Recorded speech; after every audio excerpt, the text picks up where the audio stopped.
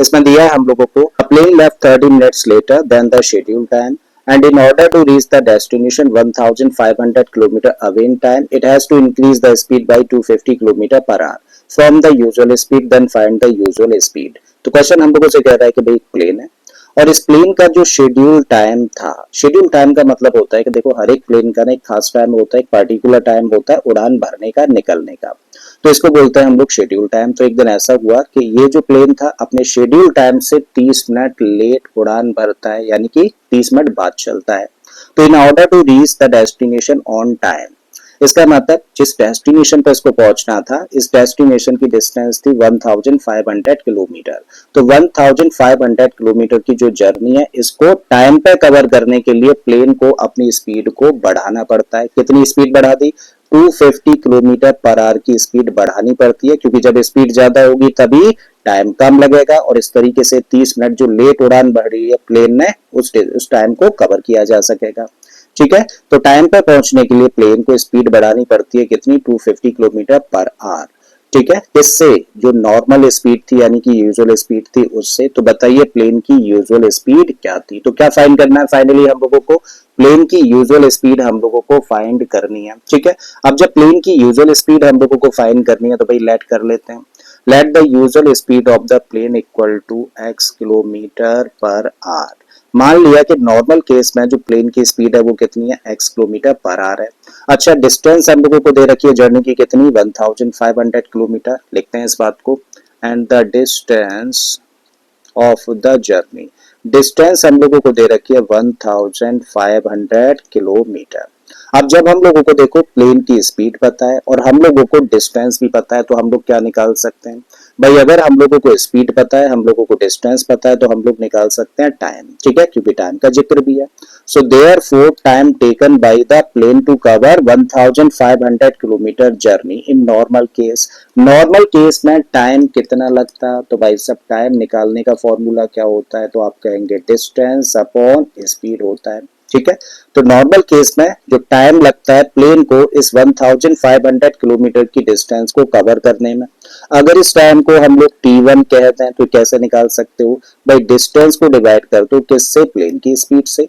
तो डिस्टेंस कितनी है? आप कहेंगे 1500 किलोमीटर। स्पीड कितनी है? x kilometre. तो बात यहां तक समझ आ गई। इसका मतलब नॉर्मल केस में जो प्लेन को टाइम लगता था 1500 किलोमीटर की इस जर्नी को कवर करने में, वो कितना था? 1500 अपॉन x आर। आर में होगा टाइम, क्योंकि स्पीड किलोमीटर पर आवर में दे रखी है और डिस्टेंस किलोमीटर में है। ठीक है, तो ये नॉर्मल केस में जो टाइम लगता है इस जर्नी को कवर करने में, वो चीज हम लोगों ने फाइंड करी।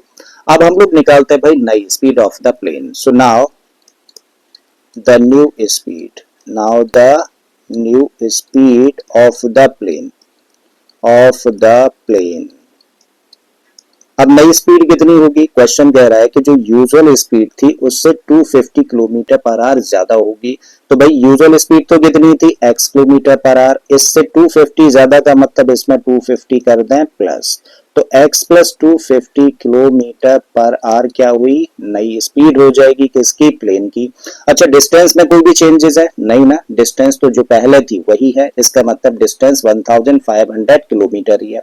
अब भाई प्लेन की स्पीड ये है और प्लेन इतनी ही डिस्टेंस को कवर कर रहा है, तो इसका मतलब हम लोग क्या निकाल सकते हैं? हम लोग निकाल सकते हैं टाइम। कैसे? डिस्टेंस अपॉन स्पीड से। तो नया टाइम हम लोग निकाल रहे हैं, तो चलो नए टाइम को हम लोग t2 से रिप्रेजेंट कर देते हैं। तो t2 यानी कि time equal to distance upon speed होता है। डिस्टेंस अभी भी कितना है? 1500 किलोमीटर, लेकिन अब जो नई स्पीड है वो कितनी है? x प्लस 250 है। तो इसका मतलब इसको डिवाइड करेंगे किससे? x प्लस 250 से। तो इस तरीके से क्या निकाल दिया हम लोगों ने? ये निकाल दिया हम लोगों ने नया time to cover the journey. इस जर्नी को जो कि 1500 किलोमीटर की है, इसको x plus 250 kilometre per hour की डिस्टेंस से अगर ये प्लेन चलेगा तो इसको कितना टाइम लगेगा? इतना टाइम लगेगा, और ये टाइम किस में होगा? r में होगा। करेक्ट है। क्वेश्चन के हिसाब से प्लेन 30 मिनट लेट चला है ना। जब प्लेन 30 मिनट लेट चला है तो अब मुझे बताओ कि पहले यानी कि नॉर्मल केस में टाइम ज्यादा लगता है या फिर अब ज्यादा लगा है? भाई 30 मिनट लेट चला है तो इसका मतलब जो नया टाइम है वो 30 मिनट क्या हुआ? कम हुआ। इसका मतलब क्या है कि अगर हम लोग जो नॉर्मल टाइम है यानी कि t1 में से जो पुराना टाइम, जो नया टाइम है उसको माइनस कर दें तो किसके बराबर होना चाहिए, 30 मिनट्स के बराबर होना चाहिए, ठीक है। लेकिन यहाँ पे चीजें किस में है, आर में है, याद रखिएगा यहाँ पे चीजें आर में हैं और ये किस में दिया है, हम लोगों को मिनट्स में दे रखा है, तो इसका मतलब इस मिनट को भी चेंज करना होगा, किस में, आर में चेंज करना होगा, ठीक है। चलिए कर देते हैं। तो अब हम लोग लिख सकते हैं क्या, अकॉर्डिंग टू क्वेश्चन, जो शेड्यूल टाइम यानी कि नॉर्मल टाइम लगता था इस जर्नी को कवर करने में, अगर उसमें से हम लोग नए टाइम को माइनस करेंगे तो हमें क्या मिलेगा, हमें आधा घंटा यानी कि 30 मिनट्स मिलेंगे। 30 मिनट्स को घंटे में चेंज करें तो 30/60 आर लिख सकते हैं। आई थिंक बात यहाँ तक समझ आ गई है। इसको कैंसिल कर सकते हैं और कैंसिल करके क्या बन जाएगा, फाइनली 1/2 बन जाएगा, ठीक है। अब वैल्यूज रख दीजिए भाई, T1 की जगह पर रखोगे कितना, 1500 अपॉन एक्स, में से माइनस करोगे T2 और T2 कहने का मतलब क्या है, 1500 अपॉन में x plus 250 and this equal to, इस साइड में अब क्या है, 1/2 है। अब करते हैं भाई इसको सिंप्लीफाई। देखो 1500 यहाँ भी है, यहाँ भी है, सबसे पहला काम क्या करो, 1500 को ले लो कॉमन। जब 1500 बाहर चला गया तो यहाँ से क्या मिला, 1/x, माइनस का साइन रख दीजिए। यहाँ से बाहर चला गया 1500 तो 1 बचा ऊपर और नीचे क्या बचा, x plus 250 and this equal to 1/2। I think कोई डाउट नहीं यहाँ पर। अब इस 1500 को एज इट इज रखिए। अब एलसीएम लेंगे तो एलसीएम कितना आएगा, एलसीएम आएगा x इंटू में x प्लस 250, ठीक है। एलसीएम ले रहे हैं, x यहाँ भी है, x यहाँ भी है, तो एक्स्ट्रा फैक्टर x प्लस 250 है, तो इस एक्स्ट्रा फैक्टर का मल्टीप्लाई 1 में करेंगे तो हमें मिलेगा x plus 250 as it is रखा, माइनस का साइन रख दीजिए। अब this factor is there, this is there, extra factor क्या है, x, तो इस x का मल्टीप्लाई होगा इसके न्यूमरेटर यानी कि 1 के साथ में, तो यहाँ लिखा x, ठीक है। इक्वल के इधर आ जाते हैं तो यहाँ से मिला हम लोगों को 1/2। फर्दर इसको सिंप्लीफाई करें तो x ये पॉजिटिव है और ये हुआ नेगेटिव, ठीक है, दोनों हो गए कैंसिल। अब क्या करना है, 1500 यहाँ पर है और अंदर है 250, दोनों का कर देना है मल्टीप्लाई। तो 15 पंजे 75, 15 दूनी 30 और 7 37 और 3 जीरो लग गए, ठीक है। तो 3 जीरो हम लोगों ने लगा दिए। अपॉन में आ जाइए, x ब्रैकेट के बाहर है तो मल्टीप्लाई करेगा, तो x का मल्टीप्लाई जब x के साथ में करेंगे तो मिलेगा x स्क्वायर, x का मल्टीप्लाई जब 250 के साथ में करेंगे तो यहाँ से मिलेगा हम लोगों को 250x and this equal to 1/2। अब क्या करिए, क्रॉस मल्टीप्लाई कर दीजिए और जैसे ही क्रॉस मल्टीप्लाई करेंगे तो इस 2 का मल्टीप्लाई इसके साथ करेंगे, ठीक है। तो 2 5 जा 10, 2 7 जा 14 और 1 15, 3 जा 6 और 1 7, ठीक है। कितने जीरो आ जाने हैं, 3 जीरोस और लग जाने हैं एंड दिस इक्वल टू, इसको 1 के साथ में मल्टीप्लाई करेंगे तो x square plus 250x। I think यहाँ तक चीजें समझ आ पा रही हैं। अब क्या करिए, इसको भी कर दीजिए इधर ट्रांसपोज और जैसे ही इसको इधर ट्रांसपोज करेंगे तो अब हम लोगों को देखने को मिलेगा एक्स स्क्वायर प्लस का 250x और इसको ट्रांसपोज किया तो माइनस में जाएगा 7 5 और इसके आगे कितने जीरो, 4 जीरो, इधर साइड में तब क्या बचेगा, कुछ नहीं, कुछ नहीं का मतलब जीरो, ठीक है। तो अब हम लोगों के सामने एक इक्वेशन तैयार हो गई है, ठीक है। इस इक्वेशन को अब हमें क्या करना है, सॉल्व करना है, ठीक है। इक्वेशन एक बार लिख देता हूं आपके सामने, तो ये है एक्स स्क्वायर प्लस का 250x माइनस का 7 5 और इसके आगे है 4 zeros and this equal to 0।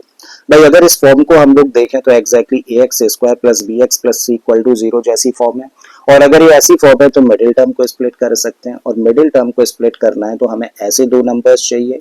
भाई ऐसे दो नंबर्स चाहिए जिनका के प्रोडक्ट माइनस का 7 5 और इसके आगे 4 जीरोस मिल जाए और जिनका के सम कितना हो, जिनका सम हो 250। तो ऐसे केस में भाई हम लोगों को दो नंबर्स देखने को मिलते हैं या याद आते हैं। पहला नंबर क्या है, देखो पहला नंबर है प्लस का 1000 और दूसरा नंबर क्या हो जाएगा, दूसरा नंबर हो जाएगा माइनस का 750।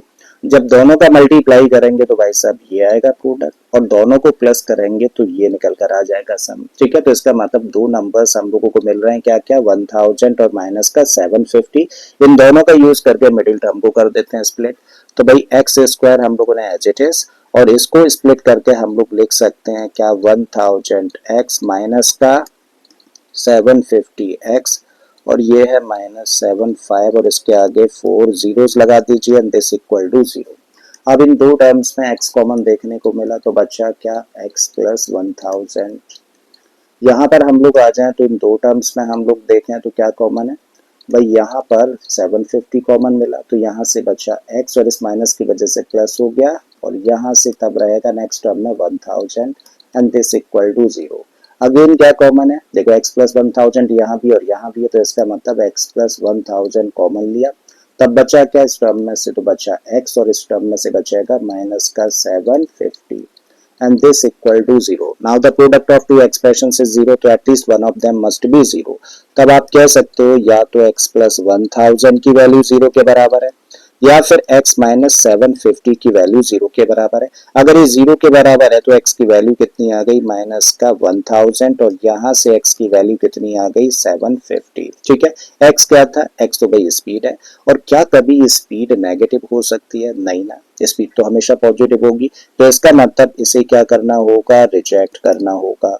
सो rejecting x equal to minus का 1000, सो दिस इम्प्लाइज कि x के लिए सही वैल्यू क्या है 750 किलोमीटर पर आवर और ये हुआ आंसर, यानी कि ये है प्लेन की यूजुअल स्पीड, नॉर्मल स्पीड। ठीक है, तो आई थिंक समझ आ गया कि इस तरीके के क्वेश्चंस को कैसे टैकल करना है।